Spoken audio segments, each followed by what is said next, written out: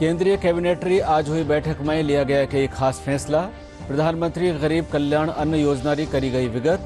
केंद्रीय कर्मचारियों रो महंगाई भत्तो बढ़ायो गयो 4%। कांग्रेस री अनुशासनात्मक समिति शांति धारीवाल, महेश जोशी और धर्मेंद्र राठौड़ ने जारी किनो नोटिस। विधायक दल री बैठक सु अलग बैठक बुलावा कारण करी गई कार्रवाई।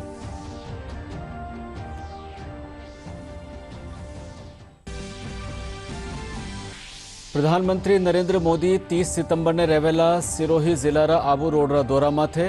भाजपा प्रदेश अध्यक्ष डॉक्टर सतीश पूनियाली नो तैयारियां रो जायजो।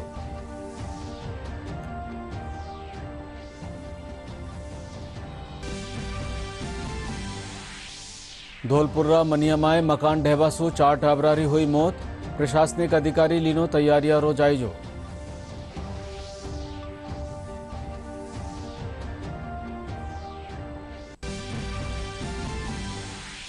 और नवरात्रा रे तीसरे दिन आज करी जारी है माता चंद्र घंटारी पूजा अर्चना। मंदिर में राख्या जा रहा है खास धार्मिक आयोजन।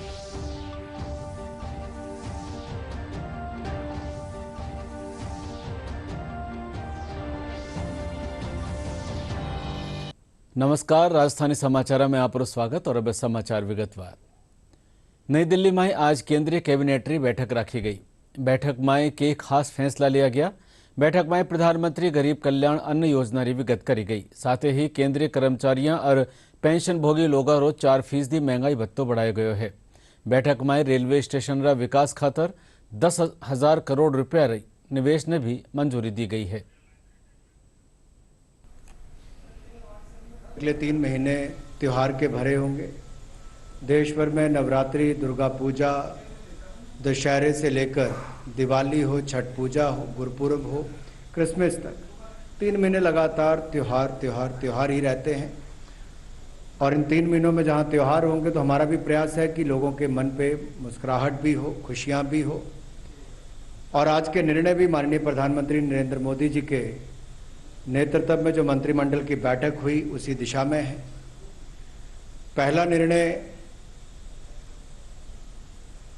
मंत्रिमंडल ने प्रधानमंत्री जी की अध्यक्षता में प्रधानमंत्री गरीब कल्याण अन्न योजना को अगले 3 महीने के लिए मंजूरी दी है, उसके विस्तार के लिए मंजूरी दी है। 80 करोड़ से ज़्यादा लोगों को इसका लाभ मिलता है। दूसरा विषय सरकारी कर्मचारियों से लेकर है, पेंशन धारकों से लेकर है। मंत्रिमंडल ने 1 जुलाई 2022 से देय केंद्र सरकार के कर्मचारियों और पेंशन भोगियों को 4% की दर से महंगाई भत्ते और महंगाई राहत की अतिरिक्त किश्त जारी करने की मंजूरी दी है। सालाना 12,852 करोड़ रुपए का बोझ सरकारी खजाने पर पड़ेगा। और 8 महीने के लिए जो अभी हम जुलाई 2022 से फरवरी 2023 तक देखें तो 8,568 करोड़ रुपए का बोझ वित्तीय वर्ष 2022-23 में पड़ेगा। तीसरा निर्णय प्रधानमंत्री जी का जैसे मानना है कि रेलवे का कायाकल्प में रेलवे स्टेशन के विकास का महत्वपूर्ण स्थान हो और स्टेशन डेवलपमेंट को लेकर आज महत्वपूर्ण निर्णय लिया गया है। और ये भी 3 ऐसे बड़े रेलवे स्टेशन, नई दिल्ली का हो जो देश की राजधानी है, या छत्रपति शिवाजी महाराज टर्मिनस मुंबई हो, या अहमदाबाद रेलवे स्टेशन हो, इनके रीडेवलपमेंट के लिए 10,000 करोड़ रुपए का निवेश को मंजूरी दी है। प्रदेश में सियासी संकट रे बीच कांग्रेस की अनुशासनात्मक समिति शहरी विकास मंत्री शांति धारीवाल, मुख्य सचेतक महेश जोशी और आरटीडी अध्यक्ष धर्मेंद्र राठौड़ के खिलाफ नोटिस जारी किनो है। समिति रा सचिव तारिक अनवर बतायो कि ये नेता में कांग्रेस कानी सु बुलाई गई विधायक दल री बैठक सु अलग आपरा रहवास माथे न्यारी बैठक राखी ही जो अनुशासनहीनता री कड़ी में आवे है। इनने 10 दिन में आला कमान ने आपरो जवाब पेश करनो वेला। सियासी संकट थमने का नाम नहीं ले रहा। कांग्रेस की राजस्थान इकाई में पैदा हुए संकट के बीच पार्टी की अनुशासनात्मक समिति ने शांति धारीवाल, महेश जोशी और धर्मेंद्र राठौड़ को कारण बताओ नोटिस जारी किया है। अनुशासन समिति के सचिव और राष्ट्रीय महासचिव तारिक अनवर ने इन नेताओं को नोटिस जारी करके कहा है कि इन नेताओं ने कांग्रेस द्वारा बुलाई गई विधायक दल की बैठक में जाने के बजाय अपने निवास पर समान अंतर बैठक कराकर अनुशासनहीनता की कार्रवाई की है। इससे पहले पार्टी पर्यवेक्षकों ने घोर अनुशासनहीनता के लिए मुख्यमंत्री अशोक गहलोत के करीबी तीनों नेताओं के खिलाफ अनुशासनात्मक कार्रवाई की अनुशंसा की थी। पॉपुलर फ्रंट ऑफ इंडिया यानी PFI और इनसु जुड़्या दूजा सहयोगी संगठनों गैर कानूनी घोषित कर्यो गयो है। गृह मंत्रालय इन सगळा संगठनों माथे 5 बरसरो प्रतिबंध लगायो है। आपरा फैसला में केंद्र सरकार कहो कि PFI कई आपराधिक और आतंकी मामला में शामिल रही है। यह संगठन देश रा संवैधानिक प्राधिकार रो भी अनादर करे है। केंद्र सरकार ने पॉपुलर फ्रंट ऑफ इंडिया यानी PFI और इसके जो सहयोगी संगठन है उन्हें गैर कानूनी घोषित कर दिया। केंद्र सरकार ने इन सभी पर 5 साल का प्रतिबंध लगाया। केंद्र सरकार ने कहा कि PFI कई आपराधिक आतंकी मामलों में शामिल रहा है। ये संगठन देश के संवैधानिक प्राधिकार का अनादर करता है, तो साथ ही बाहरी स्रोतों से मिले जो धन है और समर्थन है उनसे यह आंतरिक सुरक्षा के लिए खतरा बन गया है। गृह मंत्रालय ने अपनी अधिसूचना में कहा कि इन गैर कानूनी संगठनों में the Rehab India Foundation, Campus Front of India, All India Imam Council, National Confederation of Human Rights Organisation, National Women's Front, Junior Front, Empower India Foundation शामिल है। सरकार ने अपनी अधिसूचना में कहा कि विभिन्न मामलों की जांच में यह साबित हुआ कि PFI और इसके काडर हिंसक और विध्वंसक जो गतिविधियां हैं उसमें शामिल रहे हैं। साथ ही इस काडर की कई आतंकी गतिविधियों और कई प्रमुख व्यक्तियों की हत्या में भी शामिल होने की खबर है। PFI के वैश्विक आतंकी समूहों के साथ संपर्क के भी कई सबूत हैं। यहां तक कि उनके कैडर ने ISIS के लिए अफगानिस्तान, सीरिया, इराक में भी काम किया है। कई मारे गए तो कुछ को सुरक्षा एजेंसियों ने गिरफ्तार भी किया। PFI का संपर्क प्रतिबंधित संगठन है जमात उल मुजाहिदीन बांग्लादेश से भी रहा और इसके कई सदस्य पहले भी इसके सदस्य रह चुके हैं। PFI और इससे जुड़े संगठन हवाला और अन्य माध्यमों से विदेश से पैसा जुटाकर आतंकी गतिविधियों को बढ़ावा देने में पैसे का इस्तेमाल कर रहे हैं। तो ये 5 साल का प्रतिबंध लगा है। वहीं गृह मंत्रालय ने कहा है कि PFI और इससे जुड़े संगठन देश विरोधी गतिविधियों में शामिल रहे हैं, जो कि देश की सुरक्षा के लिए कहीं ना कहीं बहुत बड़ा खतरा है। इससे देश में सांप्रदायिक माहौल खराब होने के साथ साथ उग्रवाद को प्रोत्साहन मिलने की भी आशंका है। तमाम जो गैर कानूनी संगठन है उनके नाम आपको बता रहे हैं जिन पर बैन लगाया गया है। यही अधिसूचना गृह मंत्रालय द्वारा जारी की गई है। All India Imam Council, National Confederation of Human rights, national Women's Front, Junior front और एम्पावर इंडिया फाउंडेशन भी प्रतिबंध में शामिल है। ये तमाम जो सहयोगी संगठन है उन पर भी प्रतिबंध लगाया गया है। और PFI और इसके कैडर कई ऐसी आतंकवादी जो गतिविधियां हैं उनमें शामिल रहे हैं। इसमें जो ये संगठन है कई प्रमुख और कद्दावर व्यक्तियों की जो हत्या की गई उसमें भी शामिल किया गया। साफ तौर पर किसी एक वर्ग को कट्टर बनाकर लोकतंत्र के खिलाफ इस्तेमाल किया जाता है। यही PFI की मोडस ऑपरेंडी है। इससे पहले हाल ही में NIA और ED ने संगठन के ऊपर देशव्यापी छापेमारी की, जिसमें देश विरोधी गतिविधियों के कई अहम सबूत बरामद हुए। ये संगठन के 100 से ज्यादा नेताओं और काडर को गिरफ्तार भी किया गया। कल ही कई राज्यों की पुलिस ने भी संगठन से जुड़े लोगों के घरों पर छापेमारी की थी और कई लोगों को गिरफ्तार किया था। PFI पर प्रतिबंध के बाद केंद्रीय गृह मंत्रालय ने एक और अधिसूचना जारी की। इसके मुताबिक राज्यों और केंद्र शासित प्रदेशों को यह ताकत दी गई है कि वो PFI और इससे जुड़े संगठनों की गतिविधियों पर रोक लगाने के लिए UAPA कानून के अंतर्गत कार्रवाई कर सके। प्रधानमंत्री नरेंद्र मोदी 30 सितंबर ने सिरोही जिला रा आवू रोड रा दौरा माथे रेवेला। इन्नलेर आज भाजपा प्रदेश अध्यक्ष डॉक्टर सतीश पूनिया तैयारियां रो जायजो लियो और जरूरी दिशा निर्देश दिया।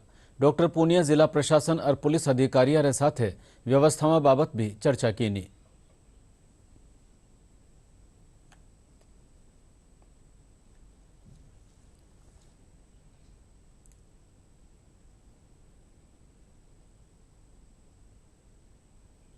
नरेंद्र मोदी जी का अंबाजी में आगमन होगा और राजस्थान और गुजरात क्योंकि आर्थिक, राजनीतिक और सामाजिक और भौगोलिक तौर पर सहोदर भाई जैसे और इसलिए हमारा फर्ज था कि हम प्रधानमंत्री जी का आतिथ्य सत्कार करें, अच्छे तरीके से उनका अभिनंदन करें।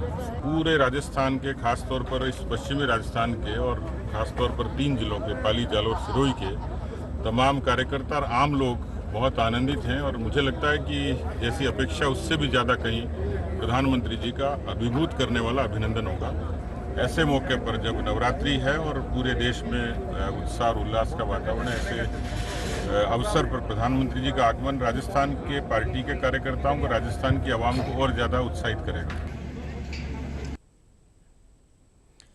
भरतपुर जिल्लारी राह ग्राम पंचायत में सरपंच कुसुम सिंह जतन पंचायत में युवाओं खातर चोखी पढ़ाई रो माहौल बनावा खातर पुस्तकालय बनायो गयो है। पुस्तकालय में पढ़र आरेधारा कई गांवारा 20 युवा न्यारी प्रतियोगी परीक्षाओं में सफलता हासिल की है। राज्य में किणी भी ग्राम पंचायत में बनवा वाली यह अनूठी लाइब्रेरी है। पेश है मां का संवाददाता मुरारी गुप्तारी एक रिपोर्ट। भरतपुर जिले से लगभग 15 किलोमीटर दूर रारह ग्राम पंचायत प्रदेश की सभी ग्राम पंचायतों के लिए एक मिसाल बनी हुई है। अगर इच्छा शक्ति हो तो क्या संभव नहीं है। ग्राम पंचायत की महिला सरपंच कुसुम सिंह ने अपने अथक प्रयासों से रारह ग्राम पंचायत में राज्य के पहले ग्राम पंचायत आधारित पुस्तकालय का निर्माण कर आसपास के क्षेत्र में पढ़ाई का वातावरण पूरी तरह बदल दिया है। सरपंच कुसुम सिंह कहती हैं कि गांवों में बाकी कामों के साथ युवाओं की शिक्षा के लिए बेहतर माहौल की आवश्यकता है। Education is the key of success. तो अगर मैं सरपंच बन जाऊं तो ऐसा क्या करूं? तो सबसे पहले मेरा ये आया कि मैं बच्चों तक शिक्षा कैसे पहुंचा सकती हूँ, कैसे उनको टाइमिंग अपनी एजुकेशन के लिए ज्यादा से ज्यादा मिले। तो हमारे पास लाइब्रेरी का कॉन्सेप्ट आया। बच्चों में प्रतिभाएं थी, वो पढ़ लिख सकते थे, बस कमी क्या थी कि उन्हें इस तरह का प्लेटफॉर्म नहीं मिल रहा था कि कैसे वो अपनी टाइम एजुकेशन के लिए ज्यादा से ज्यादा टाइम दें। जो बच्चे ऑनलाइन पढ़ाई करते हैं, ऑनलाइन कोचिंग लेते हैं, वो ऑनलाइन कोचिंग ले सकते हैं, और जो अपनी बुक से पढ़ते हैं वो अपनी बुक से पढ़ते हैं। कुसुम सिंह बताती हैं कि पुस्तकालय में प्रतियोगी परीक्षाओं की तैयारी करने वाले बच्चों के लिए सभी तरह की सुविधाएं विकसित की गई हैं। इनमें एसी, बिजली, पीने के पानी की सुविधा, पत्र पत्रिकाएं और वाईफाई जैसी सुविधाएं उपलब्ध करवाई गई है। पुस्तकालय में सीसीटीवी लगे हुए हैं, जिसकी निगरानी खुद सरपंच कुसुम सिंह करती हैं। ये बॉर्डर का काम है, राजस्थान के बॉर्डर का, तो यूपी से भी बच्चियां आते हैं यहाँ पर पढ़ने के लिए। इसके लिए हमने कि बच्चों की सेफ्टी रहे, स्पेशली गर्ल्स की सेफ्टी ज्यादा मायने रखती है, तो इसके लिए हमने सीसीटीवी सर्विलेंस कराया है जो मेरे मोबाइल से अटैच है, और उसको जब मैं चाहे तभी देख सकती हूँ लाइव। लाइब्रेरी जिसमें सारी सुविधाएं, एसी भी लगी हुई हैं, उसमें पानी भी है, वाटर कूलर भी लगा हुआ है, सारी सुविधाएं हैं, आरओ का पानी भी है इसमें, और जो भी है ना इसका सिस्टम जैसे रजिस्ट्रेशन का, इसमें क्या है पूरा ऑनलाइन सिस्टम है। यहाँ पढ़ाई कर रहे छात्र बताते हैं कि लाइब्रेरी का वातावरण बहुत अच्छा है। कई छात्र दूर गांवों से आकर यहाँ अध्ययन कर रहे हैं। बहुत से माँ बाप हैं जो अपनी लड़कियों को बाहर पढ़ने के लिए नहीं भेजते हैं, तो उनके लिए रारे गांव में लाइब्रेरी बनी है। बहुत अच्छा मतलब वो मौका है। यहाँ पे मतलब गांव में क्या है, लड़कियों की पढ़ाई क्या किसी की भी पढ़ाई हो नहीं पाती है ढंग से। तो मेरा गांव यहाँ से 3 किलोमीटर दूर है, और यहाँ पे आके मैंने फर्स्ट डे से ये चीज़ रियलाइज़ किया कि यहाँ पे अच्छा माहौल है। जो और मुझे यहाँ का जो लाइब्रेरी का माहौल है बहुत अच्छा लगा है, और जो इसके मैनेजमेंट हैं उन्होंने भी सहायता की है हमारे लिए। रारे ग्राम पंचायत की ये जो मेरे पीछे लाइब्रेरी है, इसमें पिछले 2 वर्षों में सैकड़ों की संख्या में लड़के लड़कियां यहाँ तैयारी कर रही हैं, और कई प्रतियोगिता परीक्षाओं में वो सफल भी हुई हैं। यहाँ की सरपंच, महिला सरपंच कुसुम सिंह के प्रयासों से स्थापित ये लाइब्रेरी बच्चों के लिए और बच्चों के लिए उम्मीद की किरण बनी हुई है। उनकी तरफ से यहाँ पुस्तकालय, अखबार, बिजली, पानी, एसी की सुविधाएं भी उपलब्ध की गई है। भरतपुर जिले की ये पहली ग्राम पंचायत है जहाँ ये पुस्तकालय मौजूद है।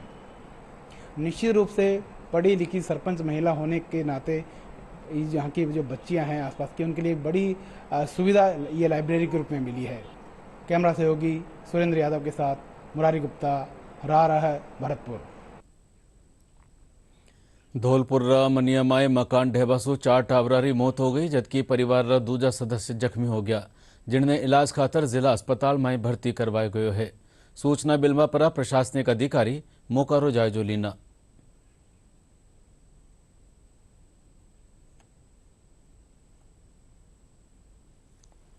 मूलतः कैलाशपुरा निवासी प्रमोद बघेल यहाँ मनिया में किराए से रहते थे, केसोरी कुशवाहा जी के मकान में। उनका 4 बच्चे, जिनमें 3 बच्चियाँ और 1 बच्चे, कल मकान गिरने से उनकी डेथ हो गई है और उनकी पत्नी और बड़ी बेटी घायल हैं, जो जिला चिकित्सालय में उनका इलाज चल रहा है। और उस समय खुद परिवार का मुखिया हलवाईगिरी का काम करने के लिए घर से बाहर था, इसीलिए वो सुरक्षित। 4 बच्चे खत्म हो गए, 2 घायल हो गए। मकान तो पुराना था, मकान मगर में तो साल से रह रहे, बढ़िया मकान है, दीवार सभी गिर गई। शारदीय नवरात्रारो आज 30रो दिन है। आज रे दिन माता चंद्र घंटारी पूजा अर्चना करी जावे है। इन मौके मंदिर में खास धार्मिक कार्यक्रम रखा जा रहा है। मंदिरारे सजावट भी करी गई है।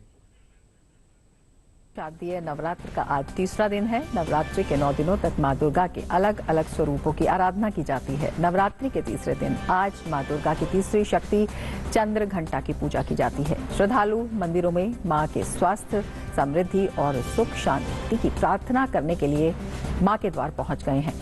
मंदिरों में श्रद्धालुओं की भीड़ उमड़ रही है। मां के मंदिर में सुबह से ही भक्तों की लंबी कतारें लगी हुई हैं। लोग दूर दूर से मां के दर्शन के लिए पहुंच रहे हैं। देश के हर एक क्षेत्र में शारदीय नवरात्र की छटा ही निराली होती है। पश्चिम बंगाल में दुर्गा पंडाल की आभा अनोखी होती है, तो गुजरात में दांडिया महोत्सव अपनी ही छटा बिखेरता है। प्रधानमंत्री नरेंद्र मोदी ने ट्वीट कर कहा, नवरात्रि में आज दुर्गा मां के तीसरे स्वरूप देवी चंद्र घंटा की पूजा आराधना का दिन है। उनकी असीम कृपा से हर किसी का जीवन वीरता और विनम्रता से सुशोभित हो, यही प्रार्थना है। उत्तर भारतरा प्रसिद्ध तीर्थ स्थल कैला देवी माई शारदीय नवरात्रा रे मौके कई धार्मिक अनुष्ठान किया जा रहा है। इन तीर्थ स्थल माथे राजस्थान, मध्य प्रदेश, उत्तर प्रदेश, दिल्ली, हरियाणा और गुजरात से कई ठोरा से बड़ी तादाद में श्रद्धालु पूग रहा है। कोरोना रे कारण 2 बरस पाछे कैला देवी रो मेळो राख्यो गयो है, जिनसो श्रद्धालुओं में घणो चाव है।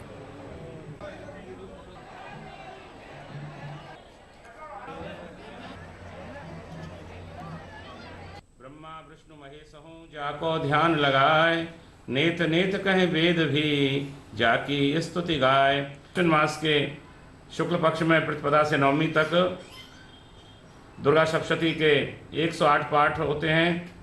श्री देवी भागवत जी का पाठ होता है।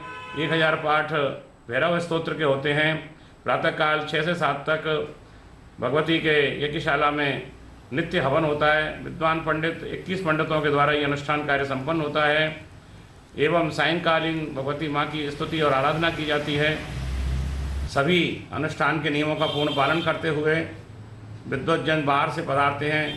काफ़ी सालों से आ रहे हैं, ये हमारी कुल देवी है और बहुत ही अच्छा लगता है। चैत का मेला लग रहा है। जो मन से मांगेंगे माँ के दरबार में वो हर समय पूरी होती है। माँ सभी के झोली भरती है और सभी का गुणगान करती हैं। माता के दर्शन को करीब 15 साल से आ रहा हूँ और माता के दरबार में जो भी अभी तक मनौती मानी गई है वो सारी पूरी होती हैं। सच्चा दरबार है कैला मैया का, जहाँ जो भी भक्त सच्ची श्रद्धा लेके आता है उसकी मनौती अवश्य पूरी होती है। मैं माता के रानी के चरणों में हर बार आता हूँ, हर साल आता हूँ नवरात्रि में, और मेरी मतलब काफ़ी श्रद्धा है। यहाँ पूरी फैमिली के साथ आया हूँ मैं और मुझे मतलब यहाँ की बहुत अच्छा लगता है। माता की यहाँ कैला देवी में सवामणि करने आई हूँ और यहाँ मंदिर बहुत अच्छा, बहुत अच्छी व्यवस्था वगैरह बहुत अच्छी है। कार्यकर्ता सब बहुत अच्छा काम कर रहे हैं सब। नवरात्रा दिन में प्रदेश देवी मंदिर में श्रद्धालुओं की भीड़ लगी हुई है। जयपुर स्थित आमेर शिला माता मंदिर में भी बड़ी तादाद में श्रद्धालु दर्शन खातर आ रहा है। देश शक्तिपीठ में शामिल शिला माता मंदिर रो इतिहास बड़ो ही रोचक है। पेश है एक रिपोर्ट। प्रदेश भर में नवरात्र शुरू हो गए हैं। आज हम बात कर रहे हैं आमेर दुर्ग की, जिसे आमेर का किला के नाम से भी जाना जाता है, जो राजधानी जयपुर के आमेर क्षेत्र में एक ऊंची पहाड़ी पर स्थित पर्वतीय दुर्ग है। इन दिनों देशी और विदेशी सैलानियों के लिए यह आकर्षण का केंद्र बना हुआ है। महल की बात करें तो ये मुख्य 4 भागों में बटा हुआ है। इसका मुख्य प्रवेश सूरजपोल द्वार से है। बीच में बने चौक से एक शानदार सीढ़ीनुमा रास्ता महल के मुख्य प्रांगण को जाता है। यहाँ से प्रवेश करते ही दाईं ओर शीला देवी मंदिर है, जिसे देखने के लिए हजारों श्रद्धालु दिन भर आ रहे हैं। ये महाराजा मानसिंह प्रथम द्वारा 16वीं ईस्वी में जैसोर बांग्लादेश से वर्तमान में बांग्लादेश में स्थान है जयसूर, वहाँ से लेकर आए थे महाराजा मानसिंह प्रथम। और ऐसा कहा जाता है कि इनको शिला रूप में ही लाए थे, स्लेब के रूप में, इसलिए यहाँ पर स्थानीय नाम इनका शिला देवी हो गया। ये महिषासुर मर्दिनी दुर्गा का विग्रह है और ये भगवती की तांत्रिक प्रतिमा है। और ये जो आप संगमरमर का काम देख रहे हैं, ये महाराजा मानसिंह सेकंड ने करवाया और उनकी महारानी द्वितीय किशोर कंवर ने ये चांदी के जो पत्र आप इन पर दरवाजों पर देख रहे हैं, उन्होंने सेकंड ने करवाया है। मंदिर के चौक में नवरात्र के पूरे 9 दिन श्रद्धालुओं को प्रसादी वितरित की जाती है। प्रसादी पाने के लिए कई श्रद्धालु और देशी विदेशी पर्यटकों का यहाँ आना जाना लगा हुआ है। सर हम नवरात्र के मतलब हर मुराद पूरी होती है सर हमारे आने के बाद यहाँ पे। एवरी नवरात्र आते हैं हम यहाँ पे हमेशा। को आना चाहिए, यहाँ पे सभी की मुराद पूरी होती है सर, जो भी आता है सर। बाहर से भी बहुत लोग आते हैं, सभी की मुराद पूरी होती है सर यहाँ पे। आमेर महल एक विश्व प्रसिद्ध धरोहर है जिसको देखने लाखों की संख्या में हर वर्ष पर्यटक यहाँ आते हैं। वहीं शीला देवी मंदिर में भी नवरात्र के दौरान यहाँ काफी संख्या में श्रद्धालुओं का तांता लगा रहता है। हनुमान जायसवाल की रिपोर्ट, दूरदर्शन समाचार, जयपुर।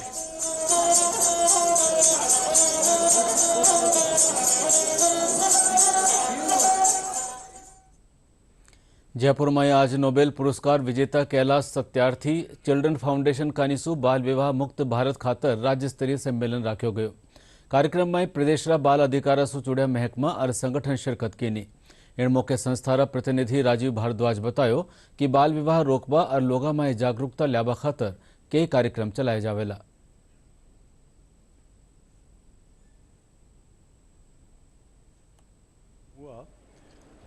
उसका मुख्य उद्देश्य था कि राजस्थान में जो बच्चों से जुड़े हुए विभाग हैं, जो तमाम स्टेक होल्डर्स हैं, जो बच्चों की समस्याओं पर काम करने वाले विभाग हैं, उनका आपसी तालमेल, उनके अपने अनुभव और उनको इस पर काम करने में क्या समस्या आ रही है और कैसे वो काम कर रहे हैं, अनुभव शेयरिंग हो और उसके आधार पर आगे की कार्य योजना बने, कैसे मिलकर काम किया जा सकता है। तो ये काफ़ी अच्छा रहा। लगभग सभी विभागों से अधिकारी आए, कुछ आईएएस अधिकारी थे, आईपीएस अधिकारी थे, सीडब्ल्यूसी चेयरपर्सन्स थे, कई जिलों के सीडब्ल्यूसी मेंबर्स थे, जिन्होंने अपने अपने अनुभव शेयर किए और उसके आधार पर हम आगे की कार्य योजना बना रहे हैं कि आगे जो आंदोलन हमें चलाना है उसमें इन सब का सहयोग कैसे लिया जा सके। देखिए, बाल विवाह की रोकथाम के लिए ये पहली बार नहीं हो रहा है। कई बार कोशिशें की गई लेकिन उनका फेल्योर हुआ या हम उस आंकड़े को अभी भी नहीं पा पाए जो हम लोग टारगेट लेकर के चलते हैं कि हम लोग बिल्कुल चाइल्ड मैरिज फ्री राजस्थान बना देंगे। कहीं ना कहीं कुछ ना कुछ लेकुनाज रहते हैं, कुछ लापरवाहियाँ किसी डिपार्टमेंट से होती हैं या किसी काम में हो जाती हैं। शायद वही एक वजह रहती है कि हम लोग हमारे मिशन को पूरा नहीं कर सकते। देखिए, कैलाश सत्यार्थी चाइल्ड फाउंडेशन ने जो ये इनिशिएटिव लिया है, ये स्वागत योग्य कदम है और मैं समझता हूँ कि राजस्थान के लिए विशेष तौर पर ये बड़ा प्रासंगिक विषय है, क्योंकि राजस्थान में बड़ी संख्या में आगा तीज और भी कई अन्य त्योहारों पर चाइल्ड मैरिज, जो बाल विवाह है, चाहे वो बच्चियां हैं और चाहे छोटे बच्चे हैं, उनके बाल विवाह बड़ी संख्या के अंदर होते हैं। तो एक सामाजिक जागरूकता इसके प्रति पैदा करना और इसकी क्या क्या कमियां हैं, क्या क्या नुकसान है पूरे समाज को, उनकी तरफ लोगों का ध्यान आकर्षित करना ये बहुत आवश्यक है। उदयपुर कोटड़ा में जिला प्रशासन, जनजातीय क्षेत्रीय विकास विभाग, माणिक्यलाल वर्मा आदिम जाति शोध संस्थान और पर्यटन महकमा साझा तत्वावधान में आदि महोत्सव राख्यो गयो। संभागीय आयुक्त राजेंद्र भट्ट और जिला कलेक्टर ताराचंद मीणा इन कार्यक्रम रो उद्घाटन किनो। महोत्सव में आखा देश से आया लोक कलाकार जनजाति क्षेत्र नृत्य और लोक कलावारों प्रदर्शन किया। कार्यक्रम में पारंपरिक गैर और घूमर नृत्य साथ स्वांग और भवैरी प्रस्तुति भी दी गई।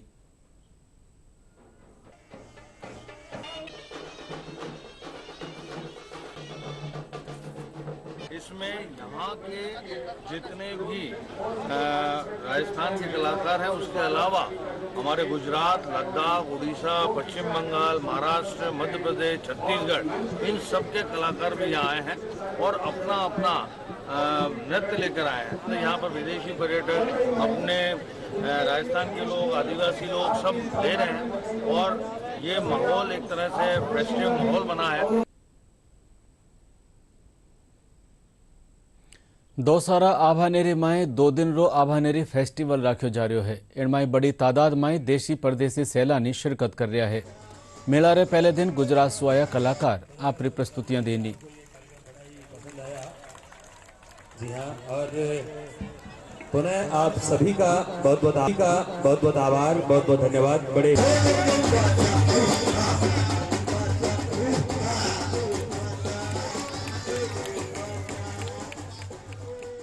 बहुत अच्छा फेस्टिवल था और गुजराती फोक आर्टिस्ट का जो प्रेजेंटेशन था वो बहुत ही आउटस्टैंडिंग था। And I wish all the best to all the performers कि वो नेशनल और इंटरनेशनल लेवल पे इसी तरीके से अपने प्रेजेंटेशंस दें और देश का नाम भी रोशन। और बुलेटिन रा आखिर में खास समाचार एक बार फेरू। केंद्रीय कैबिनेट री आज हुई बैठक में लिया गया कई खास फैसला। प्रधानमंत्री गरीब कल्याण अन्न योजना री करी गई विगत। केंद्रीय कर्मचारियों रो महंगाई भत्तो बढ़ायो गयो 4%। कांग्रेस री अनुशासनात्मक समिति शांति धारीवाल, महेश जोशी और धर्मेंद्र राठौड़ ने जारी किनो नोटिस। विधायक दल री बैठक सु अलग बैठक बुलावा कारण करी गई कार्रवाई।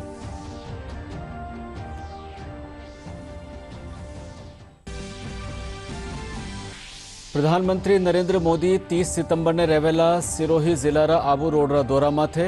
भाजपा प्रदेश अध्यक्ष डॉक्टर सतीश पूनियाली नो तैयारियां रो जायजो।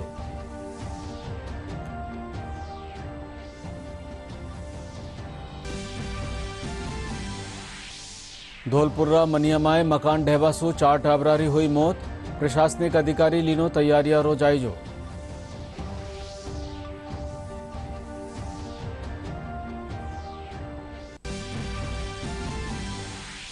और नवरात्रा रे तीसरे दिन आज करी जारी है माता चंद्र घंटारी पूजा अर्चना।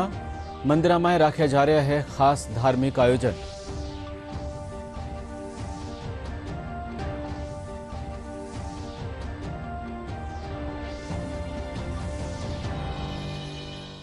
इन साथ ही राजस्थानी समाचार बुलेटिन अठे पूरो हुयो। नमस्कार।